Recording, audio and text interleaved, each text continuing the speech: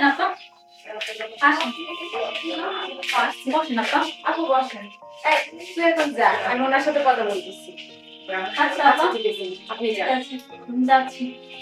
কেমন আছো আপনি? তুমি? যে আলহামদুলিল্লাহ ভালো আছি। আপনি ভালো আছেন? হ্যাঁ, আমিও ভালো আছি।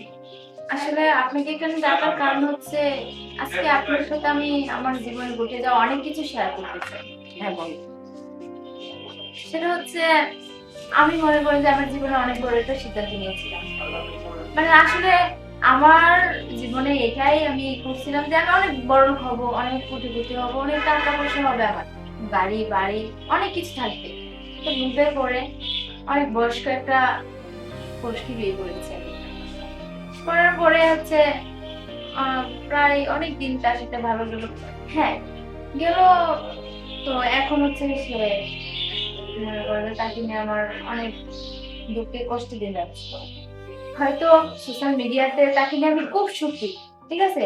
মিডিয়ার যত মানুষ আছে সবাই ভাবে, লাইভ দেখে ভাবে যে হ্যাঁ অনেক সুখী, অনেক টাকা পয়সা। মেয়েরা তো যদি প্রফেশনাল লাইফে আসে তাহলে সেটা কিন্তু মোটেও না, মোটেও আমরা সুখে না।